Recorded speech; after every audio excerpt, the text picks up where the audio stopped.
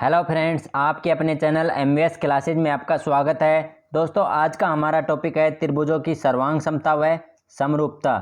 देखिए, इसमें सबसे पहले पढ़ेंगे त्रिभुजों की सर्वांग समता के बारे में। त्रिभुजों की जो सर्वांग समता की जो स्थिति है वो कैसी होती है। दो आकृतियाँ होती है जिनका आकार समान होता है परंतु स्थितियाँ उसकी अलग अलग होती है। क्या कहलाता है? सर्वांग सम कहलाती है। इसमें तीन स्थितियाँ होती हैं। कौन कौन सी होती है? सबसे पहले भुजा भुजा भुजा नियम। दूसरी स्थिति है भुजा कोण भुजा नियम। तीसरी स्थिति है इसमें कोण भुजा कोण नियम।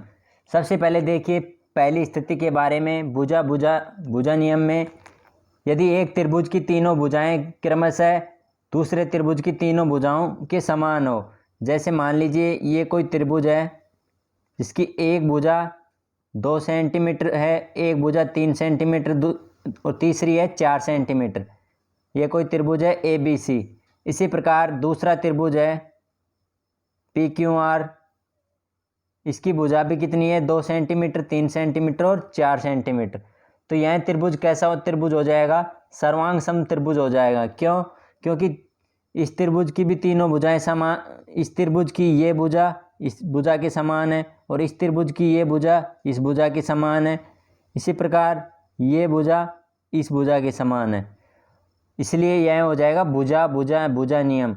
इस त्रिभुज की ये भुजा इस भुजा के बराबर है, मतलब तीनों भुजाएं आपस में स्वयं के बराबर होगी। जैसे AB बराबर हो जाएगा PQ, इसी प्रकार AC बराबर हो जाएगा PR और BC बराबर हो जाएगा QR। ठीक है फ्रेंड्स। इसके बाद देखिए सेकंड है भुजा कोण भुजा नियम। भुजा कोण भुजा नियम में क्या होता है? एक त्रिभुज की दो भुजाएं और उनके बीच का कोण दूसरे त्रिभुज की दो भुजाएं और उसके कोण के बराबर होता है। जैसे देखिए ये कोई त्रिभुज है, इसकी दो भुजा है कितनी कितनी 5 और 2 सेंटीमीटर की। इनके बीच में कोण है कितने डिग्री का? 50 डिग्री का। ABC त्रिभुज है। इसी प्रकार दूसरा त्रिभुज है कोई PQR त्रिभुज है। इस त्रिभुज में देखिए इसकी भुजा 2 सेंटीमीटर और 5 सेंटीमीटर, इसका भी कोण 50 डिग्री का है। तो यह कैसा त्रिभुज हो जाएगा? सर्वांग सम त्रिभुज हो जाएगा। सर्वांग सम त्रिभुज को कैसे डिनोट करते हैं? इसका जो साइन होता है कैसा होता है? बराबर के ऊपर इस प्रकार से, यह सर्वांग सम का साइन होता है। चलिए देखिए इस त्रिभुज में AB भुजा के बराबर कौन सी भुजा है? PQ भुजा। इसी प्रकार BC भुजा के बराबर कौन सी भुजा है? QR भुजा। और कोण B के बराबर क्या है? कोण Q। इसमें हो गई दो भुजाएं बराबर हो गई और एक कोण बराबर हो गया, मतलब इसमें दो भुजा और एक कोण। इसीलिए इस नियम को क्या कहते हैं? भुजा कोण भुजा नियम। नेक्स्ट है कोण भुजा कोण नियम। इसमें क्या होता है कि एक त्रिभुज के दो कोण, दो बार कोण दे रखा है तो दो कोण और उनके बीच की भुजा क्रमशः दूसरे त्रिभुज के दो कोण और उसकी भुजा के बराबर होता है। जैसे देखिए एग्जाम्पल, यह कोई त्रिभुज है। इस त्रिभुज में एक भुजा 5 सेंटीमीटर की है और इसके जो कोण है 60 डिग्री और 40 डिग्री के है। इसी प्रकार दूसरा त्रिभुज है PQR।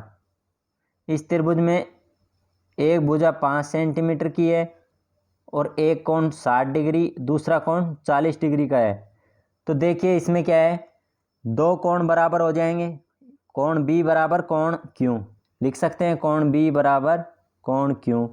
इसी प्रकार कोण C बराबर कोण R और भुजा BC बराबर QR। इसलिए इसमें दो तो कोण बराबर हो जाएंगे और एक भुजा बराबर हो जाएगी। इसलिए इस नियम को क्या कहते हैं? कोण भुजा कोण नियम। नेक्स्ट देखिए समरूपता के बारे में।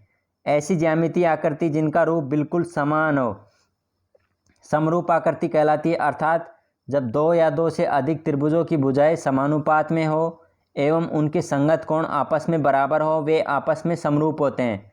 चलिए देखिए डायग्राम के माध्यम से समझाते हैं।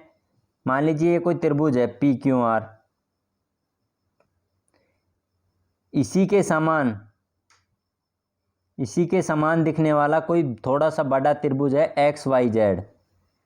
यह त्रिभुज इसके जैसा ही दिख रहा है, लेकिन इसकी भुजाएं, जैसे इसकी भुजा मान लीजिए 5 सेंटीमीटर है तो इसकी भुजा 10 सेंटीमीटर की हो जाएगी।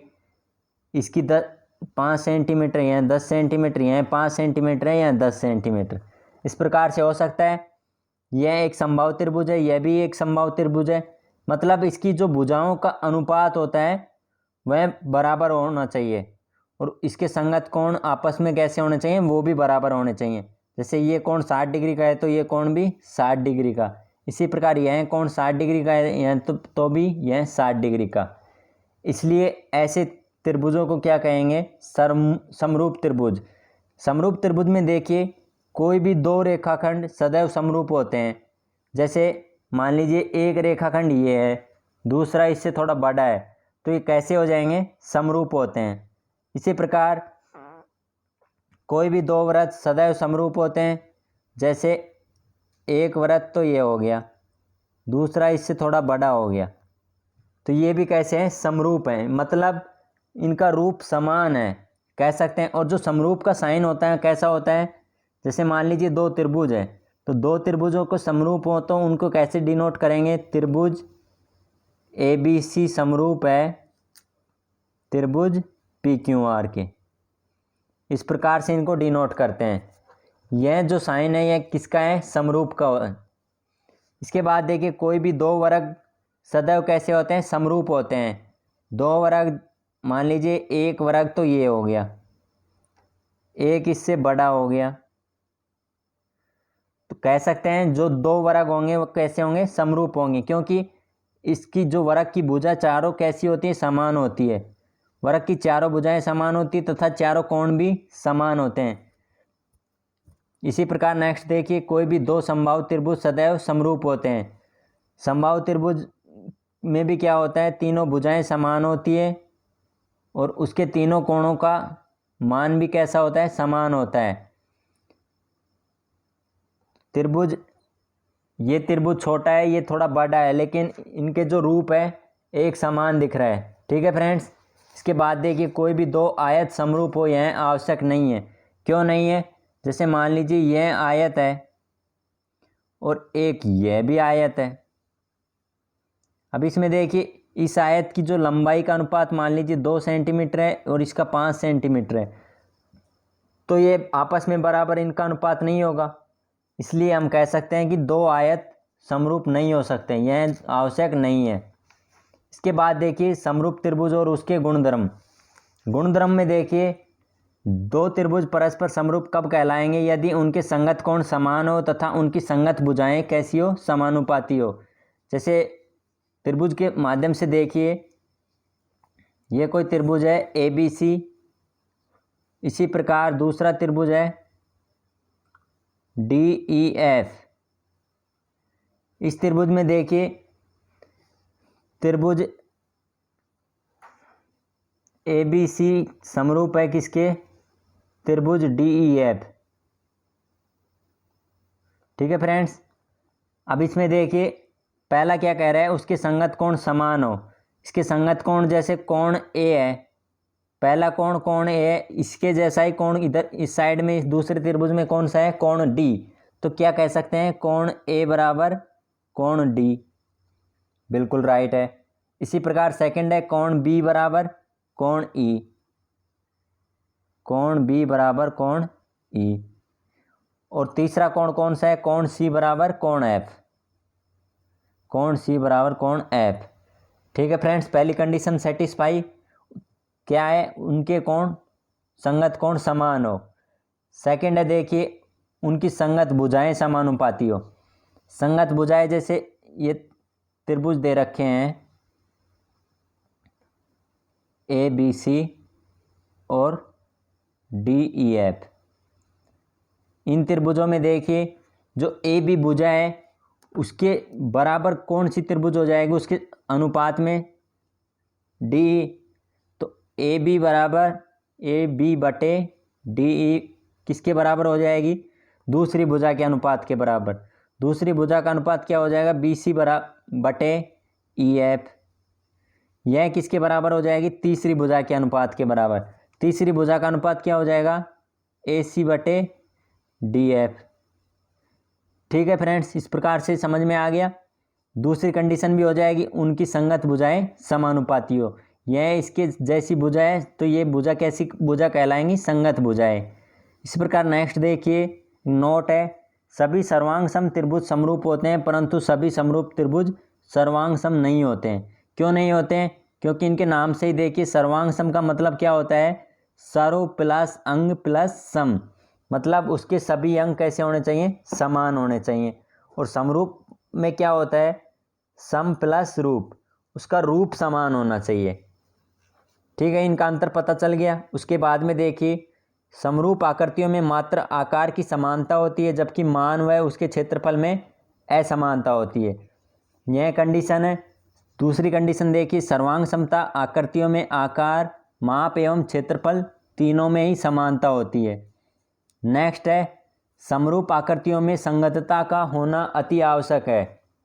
इसके बाद देखिए, यदि त्रिभुज PQR में अंतःकोण Q व R के अर्धक बिंदु O पर मिलते हैं तो कोण QOR बराबर कितना हो जाएगा? 90 प्लस कोण P/2। चलिए देखिए, डायग्राम के माध्यम से समझते हैं। ये कोई त्रिभुज है PQR। अब क्या कह रहा है? Q और R के अर्धक बिंदु O, कोई बिंदु O है, Q और R का अर्धक कोण R पे है, ये O पर मिलते हैं। ये क्या कह रहा है? कोण QOR बराबर क्या हो जाएगा? 90 डिग्री प्लस कोण P/2। समझ में आ गया। इसी प्रकार अगर जो यह अर्धक बिंदु है अंदर ना हो के बाहर हो जाए तो, जैसे मान लीजिए कोई त्रिभुज है, त्रिभुज PQR, यह बिंदु इस साइड में ना हो के अगर बाहर हो जाए तब क्या होगा? त्रिभुज का मान, कोण QOR बराबर क्या हो जाएगा? 90 डिग्री में से घट जाएगा कोण P/2। ठीक है फ्रेंड्स, नेक्स्ट देखिए, इससे संबंधित क्वेश्चन है, समरूप और समरूपता किससे संबंधित। यह कोई मान लीजिए कि त्रिभुज ABC, यहाँ पे त्रिभुज ABC और त्रिभुज DEF है। इनके क्षेत्रफल क्रमशः कितने हैं? 64 सेंटीमीटर स्क्वायर और 121 सेंटीमीटर स्क्वायर है। यदि EF की वैल्यू दे रखी है 15.4 सेंटीमीटर, तो BC की वैल्यू निकालनी है। BC की वैल्यू, अब देखिए इसमें क्या कह रहे हैं कि जो इसका जो क्षेत्रफल है, क्षेत्रफल बराबर दे रखा है। एरिया इनका कितना दे रखा है? 64 सेंटीमीटर और 121 सेंटीमीटर। हमेशा क्या होता है, जो समरूप होते हैं उनमें उनका क्षेत्रफल का अनुपात बराबर होता है, भुजा के अनुपात के बराबर। अब इसमें ऐसे कर सकते हैं कि जो एरिया है किसका? त्रिभुज ABC का, उसका अनुपात दूसरे त्रिभुज के जो क्षेत्रफल है, त्रिभुज DEF के क्षेत्रफल के जो अनुपात है किसी भी भुजा के बराबर हो जाता है। जैसे इसमें भुजा दे रखी है E और F भुजा, और इसमें भुजा है कौन सी? BC, इसके समान। तो यहाँ से क्या हो जाएगा? BC भुजा बटे EF, इस भुजा के अनुपात के बराबर इसका क्षेत्रफल हो जाता है। अब देखिए, जो त्रिभुज ABC का क्षेत्रफल कितना दे रखा है? 64 सेंटीमीटर स्क्वायर, और त्रिभुज DEF का क्षेत्रफल कितना दे रखा है? 121 सेंटीमीटर। यह किसके बराबर हो जाएगा?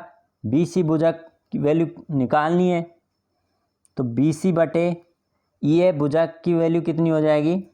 15.4 का स्क्वायर, और इस साइड में भी भुजा का स्क्वायर। ठीक है फ्रेंड्स, अब यहाँ से जब वर्ग को हटाएंगे, क्षेत्रफल निकाल रहे हैं तो इस पे स्क्वायर रहता है, वैसे वर्ग निकालेंगे, इसको हटाएंगे वर्ग का निशान, तो इस साइड में क्या आ जाएगा? वर्गमूल। तो यहाँ से क्या हो जाएगा? BC बटे 15.4 बराबर 64 और 121 का वर्गमूल। अब यहाँ से देखिए 64 का वर्गमूल कितना होता है? 8। देखिए इस साइड कर लेते हैं 8, और 121 का वर्गमूल होता है 11। यहाँ से किसके बराबर है, BC बटे 15.4। यहाँ से BC की वैल्यू निकाल सकते हैं। BC की वैल्यू निकालेंगे तो इसको क्रॉस मल्टीप्लाई करके डिवाइड करेंगे तो BC की वैल्यू कितनी हो जाएगी, 11.2 सेंटीमीटर। ओके फ्रेंड्स, इस प्रकार से निकाल सकते हैं। ठीक है, आज का वीडियो यहीं समाप्त होता है, फिर मिलेंगे अगले वीडियो में एक नई शुरुआत। अगर वीडियो पसंद आया है तो लाइक व सब्सक्राइब ज़रूर करें। धन्यवाद।